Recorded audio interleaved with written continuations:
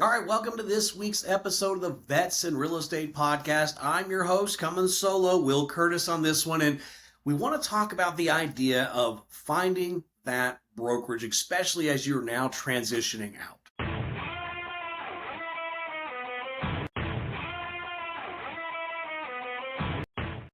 From a brokerage perspective, we're going to look at it a little bit in the residential, a little bit in the commercial side, and there are going to be some similarities to what you're going to look for. But when it comes to looking at how you find a brokerage, there's a lot of things to look at.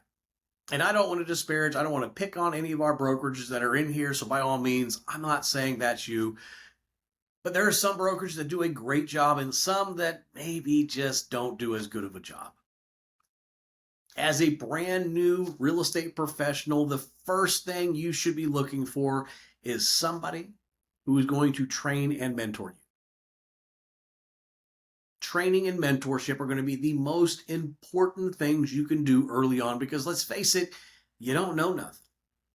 If you don't know anything and nobody's going to train you, you're going to get thrown to the wolves. And I have seen over and over and over again these models that bring in tons of agents, give them no absolute training or education or mentorship. And you know what happens to those agents? They are out. 70% of real estate agents across the country fail in the first 3 years. That is astounding that almost 3/4 of those that apply and get a license are not in the business within 2 to 3 years after that. So find somebody who's going to be available to coach, train, and mentor you. That's the first thing when looking for a brokerage. From there, you need to sit down and understand what tools and resources they are bringing you and what tools and resources you may need. This is going to be things like leads. Many agents come in, they want leads. Some brokerages are great at bringing in leads and others are go find it yourself. Now, what do you need? That's going to be something you individually have to figure that out. Your tech stack, what CRMs, what platforms, what resources are you using? Those are all going to be important to sit down and take a look at as well. With that, dive into the professional associations that are out there. Many, especially if you go on the residential side, are going to join or will be needing to join your association of realtors. If you were to sit down and look at all of the resources that the associations give you, there are a lot of things and there are a lot of discounts as well for things you may need to use on a regular basis. You get a discount as part of NAR, a discount to, I think, Office Depot or Office Max. I guess that's the Cames company now. But there's discounts on printing. There's discounts on business cards. There's discounts on training and education. I think even rental cars. There's discounts for all sorts of things depending on the professional association you join. So look at those, and if you are going to have to spend $3, $4, $5, $1,500 a year to join these organizations, make sure you get your money out of them. I look at it the same way with some of the organizations I'm part of. Would I pay $750 a year for some of the software that I get, like Site to Do Business for CCIM? Abso-freaking-lutely. So because of that, I'm going to make sure I pay for those services and I happen to get membership on top of it with other resources that go along with it.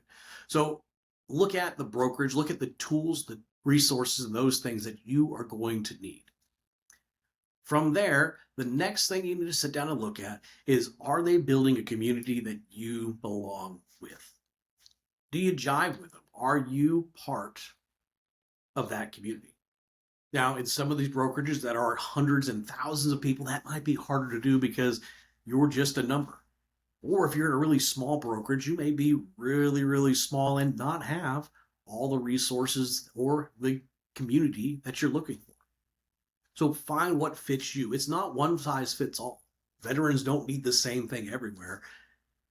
It's what you can do to find success and find a community that you ultimately belong to.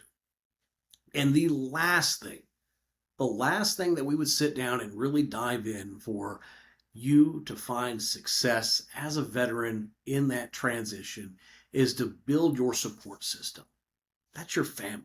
That's your friends. You will work yourself to the grave if it's not for that. That's one of the things I'm grateful that I have a wife who tells me, hey, turn the computer off. It's time to spend time with your kids. Not that I don't love my kids, but this can be all-encompassing. If you're on sales, you are constantly looking for deals. You're constantly looking for clients. So because of that, you've got to sit down and look at and work through each of those so that you can truly understand and make time for those that are going to support you, because you can run yourself ragged. If you got nobody to run yourself ragged for, by all means, that's going to be the end of it. So hopefully these steps were helpful. Hopefully these are things that you look at that transition. These are things that you're looking towards. But as always, you've got questions, give us a like, give us a follow, reach out. We'd love to help you. And ultimately our goal with Vets in Real Estate is to make you successful.